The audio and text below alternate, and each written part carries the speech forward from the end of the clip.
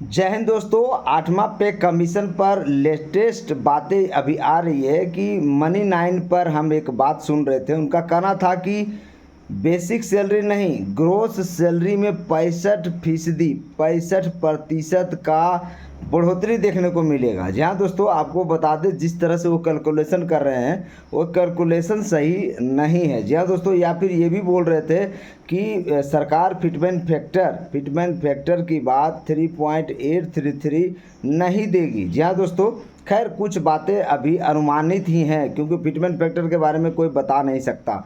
अभी सरकार के तरफ से कुछ भी, यानी 8वां वेतन आयोग सिर्फ बैठकों का दौर कर रहा है, उनके तरफ से कुछ भी बातें बाहर निकल कर नहीं आई हैं। सुझाव, लाखों सुझाव उनके पास गए हैं, लाखों सुझाव उनके पास गए हैं, लेकिन अभी तक कहाँ तक ये रिजॉल्व होगा अभी तक क्लियर नहीं हुआ है।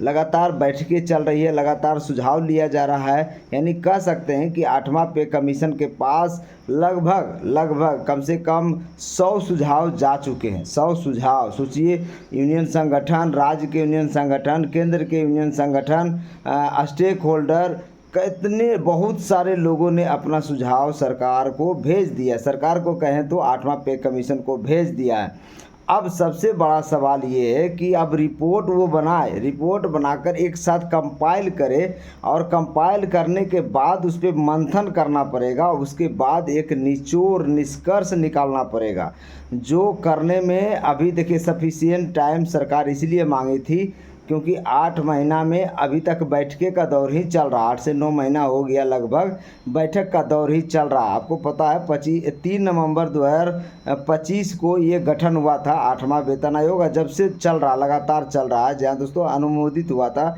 और अभी तक बैठकों का दौर चल रहा। तो कर्मचारियों में उहापोह की स्थिति है कि आखिर हमारा सैलरी और पेंशन कब बढ़ेगा। तो आपको बता दें अप्रैल मई तक लगभग रिपोर्ट जमा होगा, जो हम आपको बता रहे थे। और वर्ष 2027 के लास्ट तक जाते जाते हो सकता है 8वां पे कमीशन का लाभ आपके पॉकेट में पहुंचना शुरू हो जाए। आपका सैलरी पेंशन, जिस भी कर्मचारी है, सैलरी पेंशन की बात आती है तो मन में एक खुशी का लहर दौड़ जाता। और यही बात आपको बता दें कि वर्ष 2027 आप लोगों के लिए बहुत ही अच्छा होने वाला है। और बैठक लगभग ख़त्म होने वाला है, कुछ बैठकें और बाकी है। जो लास्ट डेट अभी बढ़ाया गया उसमें हो सकता है कुछ मेमोरेंडम आईडी लिया जाएगा और फिर अपना सुझाव ये लोग देंगे। जी हाँ दोस्तों, लेकिन लगभग जो मेन NCJCM का बैठक हो गया, डिफेंस का बैठक हो गया, आपका पोस्टल डिपार्टमेंट का बैठक हो गया, सेना का बैठक हो गया, तो लगभग सरकारी कर्मचारियों के जितने भी विभाग हैं सबका बैठक लगभग कंप्लीट हो गया है। कुछ एका दुका बाकी है जिनका चल रहा। तो सभी ने अपना अपना सुझाव दे दिया है। फिटमेंट फैक्टर के बारे में अभी कोई नहीं बता सकता क्योंकि फिटमेंट फैक्टर सिर्फ अनुमान लगा सकता है। जो भी बातें हो रही है अभी 65% ग्रोस सैलरी बढ़ने की बात जो मनी 9 कंट्रोल कर रहा है वो सिर्फ अनुमानित डाटा है और उसमें किसी का कन्फर्म नहीं मान लेना, जो आपको हम भी बता रहे हैं। क्योंकि उनका कहना था कि अभी जो सैलरी है, ग्रोस सैलरी लगभग मिनिमम जो 18,000 बेसिक वाले हैं उनका लगभग 37-38 हज़ार रुपया है। और 65% का अगर वृद्धि होता है तो 61 से 62 हज़ार तक हो जाएगा। वो ये भी बात कर रहे थे कि बेसिक सैलरी को DA के साथ मर्ज किया जाएगा, तब जाके सरकारी कर्मचारियों का लाभ ज़्यादा होगा। ये बात सही है कि बेसिक को अगर DA के साथ मर्ज कर दे, नया बेसिक बन जाए, क्योंकि 50% से ज़्यादा DA चल रहा है। अभी 60% चल रहा है और 3% और बढ़ने वाला है। तो बेसिक सैलरी काफ़ी बढ़ जाएगा और बेसिक सैलरी जब बढ़ जाएगा तो उस पर ट्रांसपोर्टेशन अलाउंस, उस पर HRA अलाउंस, उस पर अदर अलाउंस सब मिलाकर एक बहुत बड़ा अमाउंट बन जाएगा। ग्रोस सैलरी बहुत ज़्यादा बढ़ जाएगा। लेकिन सरकार ने साफ मना कर दिया।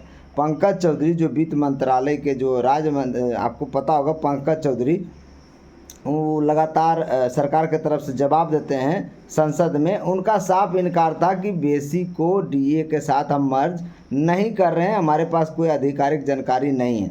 तो ये तो क्लियर हो चुका था, ये बहुत पहले ही बता दिए थे पंकज चौधरी। तो इस पे बात करने का बात ही नहीं है। अब सीधा 8वां पे कमीशन का जो लाभ होगा वही सिर्फ मिलेगा, उसके अलावा कुछ नहीं मिलेगा। देखिए अभी देश भर में महंगाई बहुत ज़्यादा बढ़ गया है। पेट्रोल डीजल का दाम ही अब 3 गुना हो गया। पहले 55 रुपये लीटर पेट्रोल मिलता था, अभी 170 रुपये लीटर पेट्रोल मिल रहा है। सोचिए महंगाई कितना बढ़ा गया। एथेनॉल मिला के 114-15 रुपये लीटर मिल रहा है। एथेनॉल मिलाने के बाद 20% एथेनॉल मिला दिया। आपको पता होगा एथेनॉल मिलाने के बाद माइलेज घट जाती है गाड़ी की। और बहुत सारे गाड़ी का ख़राब होने का भी बहुत सारा वीडियो वायरल हो रहा है, लेकिन नितिन गडकरी अभी मानने को तैयार नहीं है। खैर कोई नहीं, देखिए नितिन गडकरी हैं बेसिकली परिवहन मंत्री, ट्रांसपोर्ट मंत्री हैं, लेकिन वो पेट्रोलियम मिनिस्टर बने बैठे हैं। उनको क्या लेना देना इससे, लेकिन फिर भी लगे हैं अपना। चलिए कोई नहीं, हमें उनसे कोई मतलब नहीं। हमारा 8वां पे कमीशन से मतलब है ज़्यादा ज़्यादा हम लोग का सैलरी बढ़े, ज़्यादा ज़्यादा हम लोग का पेंशन बढ़े, और इसके लिए लगातार आप लोग मांग उठाते रहिए। और सभी ने टर्म ऑफ रेफरेंस के बाद लगातार सुझाव दिए हैं। फिटमेंट फैक्टर 3.833 मांगा गया है। पहले बार जब फिटमेंट फैक्टर मांगा गया था शिव गोपाल मिश्रा के द्वारा, आपको याद होगा 2.86 मांगा गया था। तो हम लोग ने भी उसमें बोला था कि बहुत ज़्यादा मांग रहे हैं, इतना सरकार देगी नहीं। लेकिन धीरे धीरे महंगाई देखिए, अभी इतनी तेज़ी से महंगाई बढ़ा, उस हिसाब से आपका डीए कुछ भी नहीं बढ़ा। ऊँट के मुंह में जीरा का फोरन वाली बात है। डीए कुछ भी नहीं बढ़ता। भले साल भर में डीए आपको 2 बार मिलता हो, उसके अलावा 3% सालाना इंक्रीमेंट मिलता हो, उसके बाद भी जिस गति से महंगाई बढ़ा है कुछ भी नहीं है, कुछ भी नहीं है। आप मार्केट में जाओगे 500 रुपया में एक झोला भी नहीं भरेगा सब्जी का। तो रोज़मर्रा का जीवन इतना हार्ड हो गया अभी के समय में कि सरकारी कर्मचारी अपने मिनिमम सैलरी 18,000 पर सर्वाइव ही नहीं कर रहा है। किसी भी एंगल से अभी सर्वाइव नहीं कर रहा, भुखमरी की स्थिति आया हुआ है, ये कन्फर्म मानिए। सैलरी जब 1 तारीख को घुसता है, पहला दिन घुसता है, तो बहुत लोग खुश होते हैं, क्योंकि उनके रोज़मर्रा के जीवन अच्छी तरीके से चलेगा, जीवन स्तर अच्छी तरीके से चलेगा। लेकिन महीना का लास्ट आते आते फिर उनसे पूछिए उनके जेब में कितने रुपए बचे हुए हैं, वो साफ आपको बता दें लोन लेने की स्थिति में आ जाते हैं। तो ये स्थिति है सरकारी कर्मचारियों को। सरकार को भी ध्यान देना चाहिए कि जल्द से जल्द 8वां पे कमीशन लागू करे सरकार, और 1 जनवरी 2026 से जो एरियर बनेगा वो दे, और बाकी जो ज़्यादा से ज़्यादा सैलरी दे, ताकि बाज़ार में लोग खरीदारी करें और देश का आर्थिक स्थिति मजबूत हो। लेकिन सरकार दूसरी तरफ ये भी सोचती है कि अगर ज़्यादा पैसा दे दिया जाएगा तो देश का जो अतिरिक्त लोड है वो ज़्यादा बढ़ जाएगा, तो उसको भी देखना है सरकार को। खैर देखिए क्या संतुलन बनता है, अभी रिपोर्ट फाइनल होने दीजिए, और रिपोर्ट जब कंपाइल होगा, एक जगह इंटीग्रेटेड होगा, तो जो 8वां पे कमीशन के रंजना प्रकाश देसाई है ज़रूर कुछ न कुछ स्टेटमेंट देगी, और क्लियर पता चल जाएगा कि कहाँ तक फिटमेंट फैक्टर मिल रहा है, सैलरी पेंशन कितना बढ़ रहा है, एचआरए कितना बढ़ रहा है। एचआरए में भी मांग किया गया, माता पिता को भी ऐड करने की मांग किया गया, जो कि जायज़ मांग है। एचआरए आप देखिए कितना महंगाई हो चुका है कि रूम रेंट आप जब जाएंगे खोजने तो शहर दर शहर बहुत ही ज़्यादा रूम रेंट हो गया। मुंबई, दिल्ली, कोलकाता, बेंगलुरु में रूम रेंट आपको बता दें, सिंपल 1 BHK 2 BHK लगभग 30 से 35 हज़ार 50 हज़ार रुपया का रेंट लेता है। तो आप उस फ्लैट में रहने लायक नहीं हो, क्योंकि आपकी सैलरी ही 30 से 40 हज़ार रुपया होता है मिनिमम सैलरी वालों का, अभी के हिसाब से आप देख लीजिए। तो एचआरए में भी बदलाव आने का चांस है, क्योंकि जो मांग जो सुझाव दिया गया है बिल्कुल कर्मचारियों को जो कह सकते हैं एकदम जो मिनिमम सुझाव है जो उसके साथ घट रहा है वो सुझाव दिया गया है। जहाँ दोस्तों जो उनको कठिनाइयाँ हो रही है जीवन जीने में, वो सारा सुझाव 8वां पे कमीशन के पास चला गया है। अब 8वां पे कमीशन कब रिपोर्ट तैयार करती है देखने वाली बात है। सिर्फ बैठकों का दौर चल रहा है, सरकारी कर्मचारी पैनिक हो रहे हैं कि आखिर कितना बैठक आप करेंगे। सबसे इनपुट्स डाटा तो ले लिया गया है, तो आप अपना एक कंपाइल डाटा बनाइए और वो सरकार के समक्ष पेश करिए। लेकिन सरकार ने तो साफ बोल दिया था कि 18 महीने का वक्त चाहिए, इसमें से 9 महीना लगभग हो गया है और 9 महीना और बाकी है। तो रिपोर्ट्स उम्मीद करते हैं अप्रैल मई में रिपोर्ट सरकार के पास चला जाएगा। लेकिन देखिए इस रिपोर्ट्स को और तेज़ी से बनाने की ज़रूरत है।